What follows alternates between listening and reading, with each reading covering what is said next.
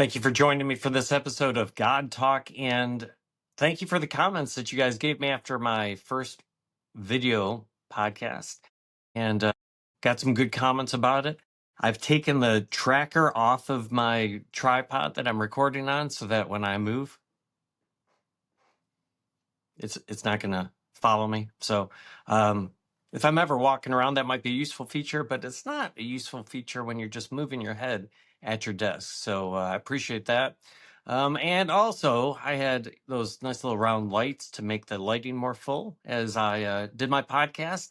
And yeah, I knew you could see it in my glasses. I just wasn't going to re-record it. So not using those lights today either. And I think the lighting's okay. But I don't know. It's just going to be my second one, and we'll see how it goes. We'll keep fine tuning it as it goes. So as last time, I had to get up here early because normally when I do my podcast, I can go anywhere. I can record it in my truck. I can record it in the closet of my house when it's just audio. But when it's video, it matters, and the church gets noisy. So I came in about 5:30. It's a little after 6. And I apologize. I didn't have a podcast last week. I was out of town fishing and I had zero cell coverage to be able to record and upload. And this week, I've got something going on Thursday in which I might be under anesthesia for just a short period of time. And so I won't be in any condition to record anything this Thursday. So I'm recording it Monday morning. I'm not sure when it's going to drop. Jonathan, my worship leader, does the video editing. So I'll be getting that to him hopefully today. And then it'll probably be coming out before Thursday, which is good because I didn't do one last Thursday. So it'll kind of be in between. And then I'll get back on doing Thursday drops. So on this episode of God Talk, there's 3 things I want to talk about. The first is, I don't know if it's just me, like when you read the news, it knows what you normally open to read. And so this might not be a fundamental change in science and academia, but I've been noticing more and more articles about science really pondering the question in a very real way in terms of, is there a God? Now, here's what's interesting about it. Early science and science advances, they were all Catholic priests. So science was rooted in religion, in this kind of not a search for God, but an understanding that God creates order and we see order in the universe so it can be better understood. That was rooted in the church. Now, somewhere along the line, science turned anti-religion and anti-God. They wanted to figure out how things happen apart from there being a God. For my entire lifetime, science has been against religion, so much so that like the government funds all these major universities. And if any of them believed in kind of creationism or intelligent design, they wouldn't get funded. So even say a religious school like Baylor isn't able to take a stance on that because they wouldn't receive any government funding in order to do their research. And so they would be at a huge disadvantage to all these other schools that get millions upon millions of dollars. So probably about 20 years ago, everything seems 20 years ago, but a while ago, Ben Stein, the guy from Ferris Bueller, that's like Bueller, he did a documentary. It was called Expelled, No Intelligence Required. And in that documentary, he exposed this bias in academia, in the government that funds academia, to be totally anti-religion, even though most things pointed to an intelligent design, that there's a creator God. No science really pursued that track. And so lately, I've been seeing more and more articles in which it seems like science is beginning to see that as a very possible answer to the Big Bang, to how things got started. And if this is true, that is such a fundamental shift from how science has seen things, once again, in my lifetime, certainly in the last 150 years, in which it became very anti-God. And so I came across this article a couple weeks ago, and there's just been such a backlog of different things I wanted to talk about it. And just yesterday, I saw another article on it.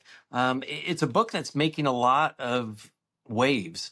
It came out first in Europe, I think back in like 2021, but it's coming out. It's supposed to come out. Maybe it already did come out in October in this month in English. The book's called God, the Science, the Evidence. And so it has two French authors, and they originally only expected that this book would sell maybe 400,000 copies, and it has well exceeded that. I think it's in the news over here because the English version of it is coming out, like I said, here in October.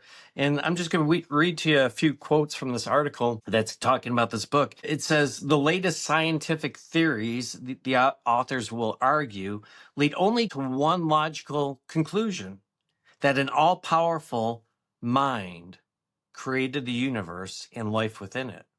That's a huge claim. And then they even had a Nobel laureate weigh in, a guy by the name of Robert Wilson, a Nobel Prize winning physicist. He wrote the foreword to this, and he's not a believer in God. But what's interesting is he says the idea of a divine creator, the logic is sound. In other words, he doesn't believe in God, but this book that was written by these two French authors, a Nobel laureate physicist, said the logic is sound. Like the math adds up, right? Like I don't personally believe in this, but it can't be dismissed.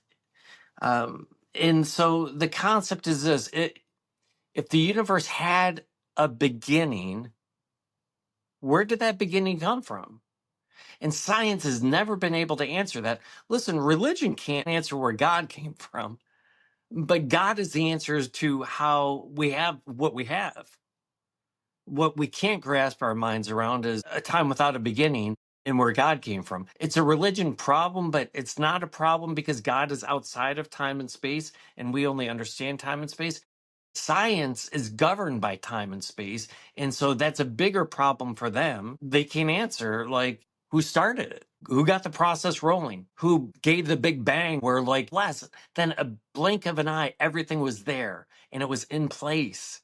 Not like it started very slowly from this one spot and moved out. Like in less than a blink, it's in place. That's behind the Big Bang. Not only the Big Bang really kind of gives testimony to there being a God, but then like DNA does. And so in the book, God, the Science, the Evidence, it digs into not only physics, cosmology, and biology, but it kind of gets into this whole question about DNA.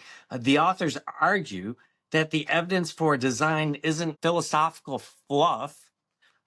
It's written in the structure of the universe itself, that they say DNA appeared 3.8 billion years ago, and it's a technological marvel.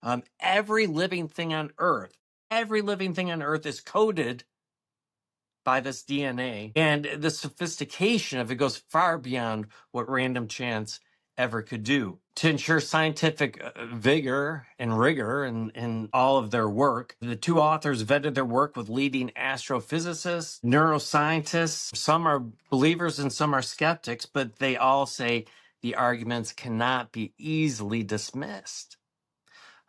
The real story probably is in the book itself, it says. The real story is that science is shifting to acknowledging, at the very least, that this concept of God cannot be dismissed.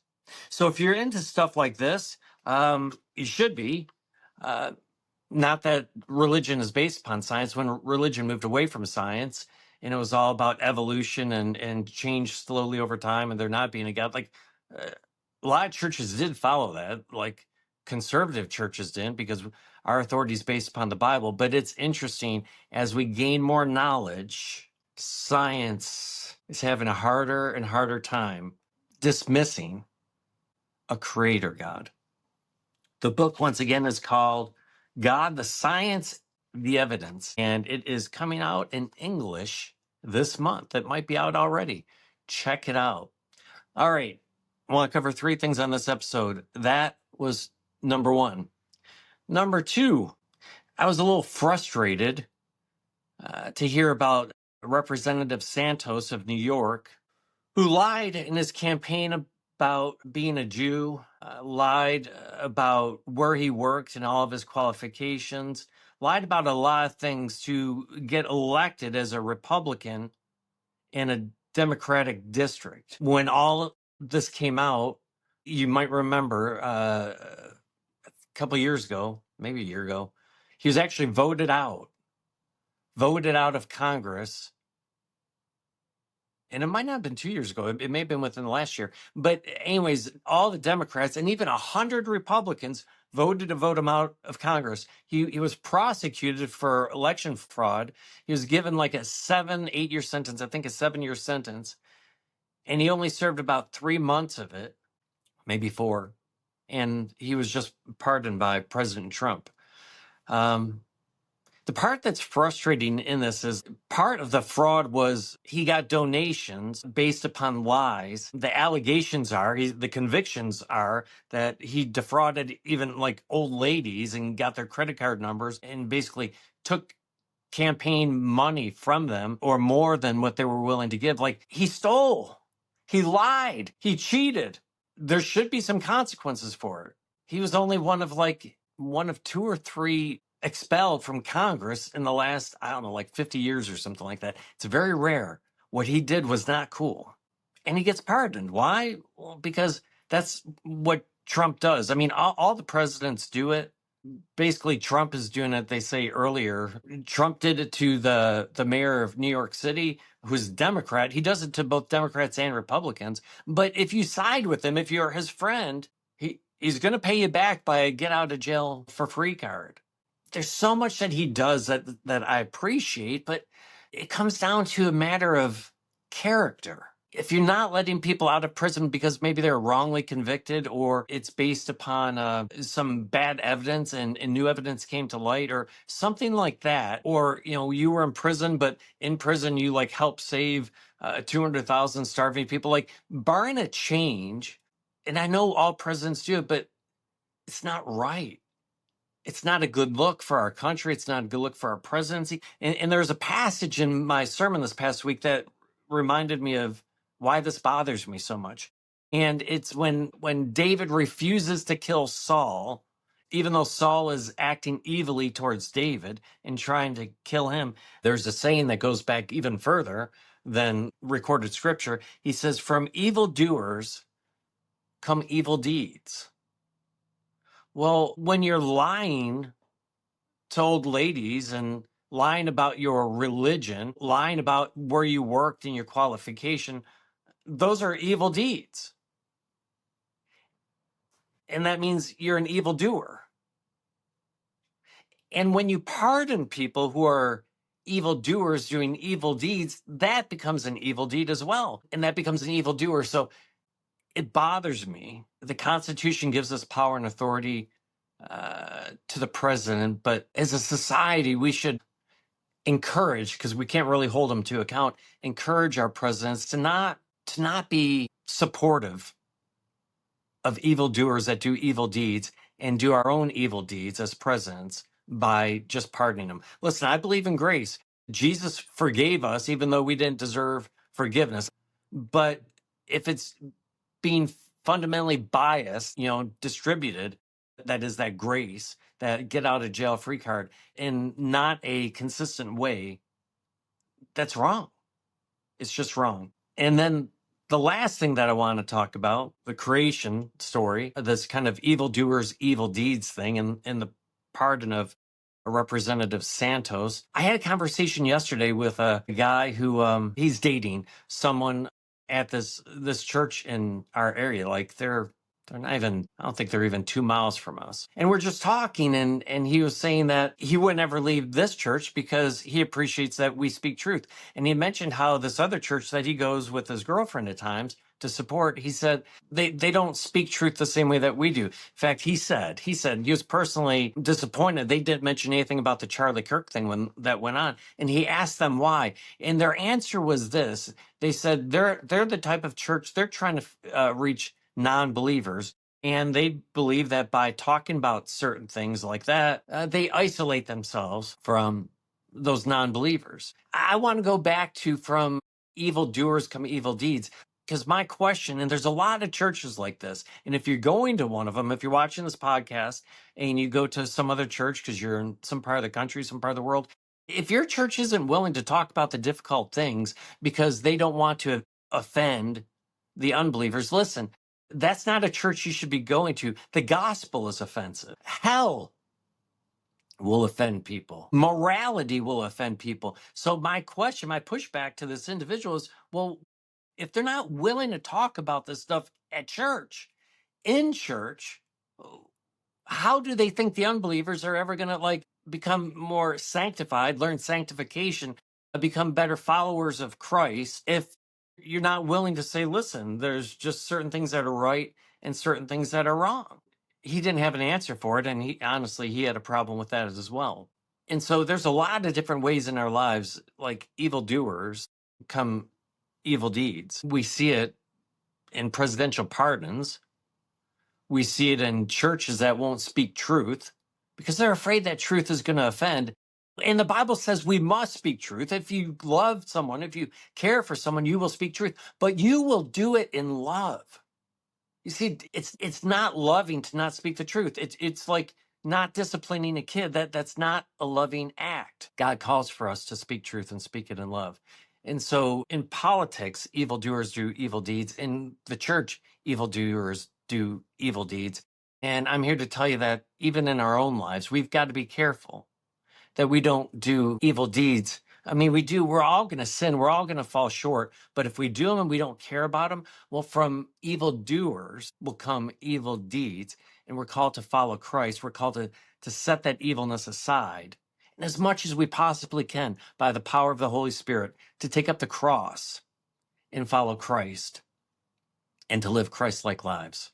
I appreciate you joining me for this episode of God Talk. Once again, I'm not sure when this is going to come out. Recording it Monday morning, probably come out in the next day or so. And then next week, I'll get back on my schedule of every Thursday. God bless, and I look forward to talking to you next time.